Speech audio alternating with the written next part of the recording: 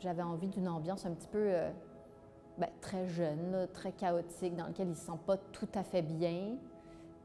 Ce qui est exactement ce que j'ai vécu quand j'étais adolescente, parce que j'étais jamais à l'aise, moi, dans les parties. Je ne savais pas me placer, j'avais l'impression que je savais jamais quoi dire, que je buvais pas assez, que je sais pas, que je savais pas m'amuser, que j'étais pas assez cool. Et puis, je sais pas, j'avais envie de reproduire un peu ce genre de truc avec cette scène-là. Que quand Paul regarde, il dit je sais pas si ça m'excite ou si ça me dégoûte. Ouais. Si c'est genre mignon, puis c'est deux personnes qu'il faut, ça veut juste être excitant. Ça sera pas ça. Donc il faut que ce soit un peu genre. Allez, premier. OK. Le réel défi d'une adaptation, c'est vraiment d'être capable de se réapproprier l'histoire. Donc c'est effectivement une adaptation très libre, mais c'est vraiment, je pense, au travers de la troisième, quatrième version que j'ai commencé à intégrer les histoires de fantômes, les histoires de gens, et c'est vraiment là pour moi que ça a pris forme. Parallèlement, c'est à partir de ce moment qu'on a vraiment commencé à pouvoir financer le film, donc je pense que c'est vraiment important de faire confiance à son instinct, parce que j'ai l'impression que l'histoire de fantômes était finalement très compatible avec cette histoire d'éveil sexuel finalement, parce que il y avait ce truc entre la mort et le désir qui finalement sont peut-être des choses qui se côtoient très bien. Donc on va libérer ici, on a Sarah Joseph qui commence ici, on les suit de dos puis on se rend jusqu'à l'intérieur dans la cuisine. On y va dans 3, 2,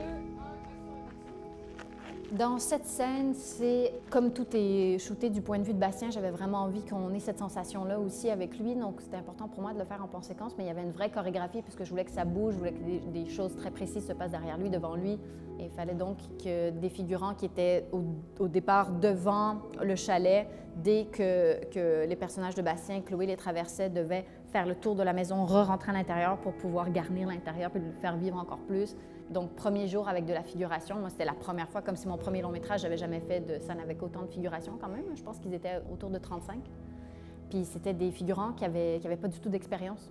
Et donc, ils ne savaient pas trop quoi faire. C'était assez challengeant et long. Et je pense qu'on a dû faire une bonne dizaine de prises avant que je sois complètement satisfaite. Ce qui n'est pas toujours évident parce qu'on est en pellicule et le steadicammer puis le pointeur se faisait marcher sur les pieds, puis les gens leur rentraient dedans, puis ils ne savaient pas qu'il ne fallait pas marcher trop près de la caméra, puis ça énervait tout le monde. Tout le monde était bien énervé cette journée-là. Bien énervé. Passage, passage, passage, passage. Putain, oh! Là, tout le moment du dialogue, il n'y a personne qui ose passer, il faut vraiment y aller. Hein? Oui.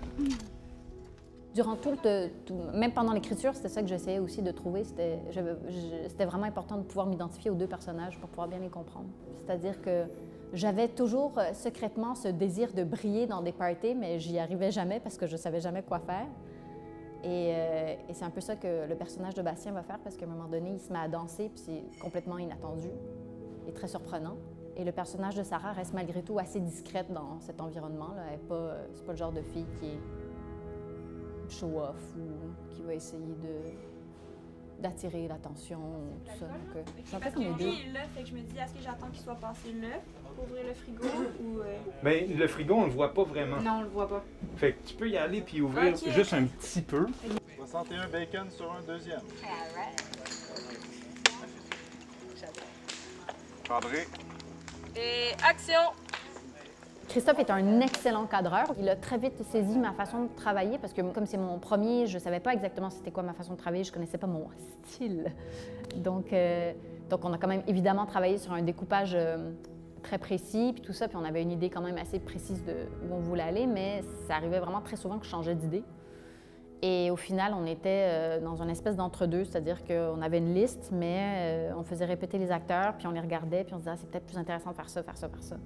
Et c'était comme un mélange d'impro et de préparation. Puis lui, il était très à l'aise avec ça, donc ça m'a aussi beaucoup plu. C'est sûr que parfois, ça crée des mini-clashs, mais au final, on était toujours d'accord. Je pense que je vais vraiment me rendre compte de mes lacunes en montage. Là, pour l'instant, ça reste un peu flou.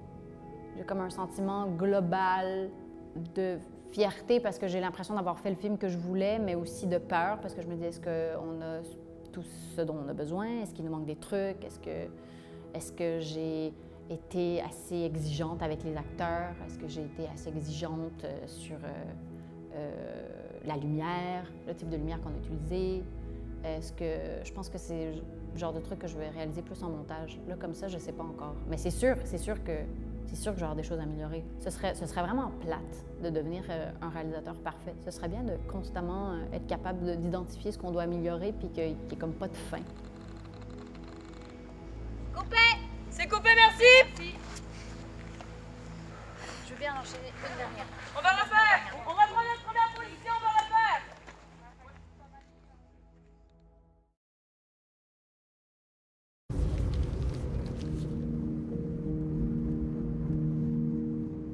T'as quel âge là, Bastien? J'ai 13 ans, mais j'ai bientôt 14. バカンスで訪れた湖畔の避暑地。同じ部屋で過ごすことになった3つ年上のクロエ。Fais voir ta main. T'as des mini-mains? Non, c'est toi qui as une géante main.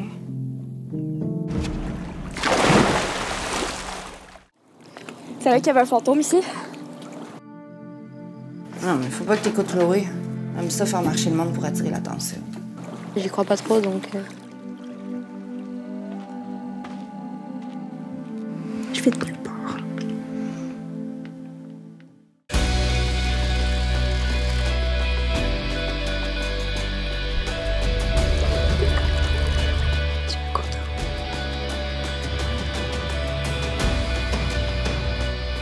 Je pense que c'est ça ma pire peur.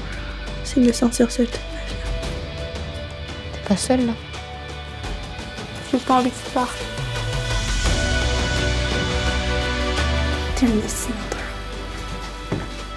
恋が何かも知らない2人の生涯一度きりの夏。ファルコンレイク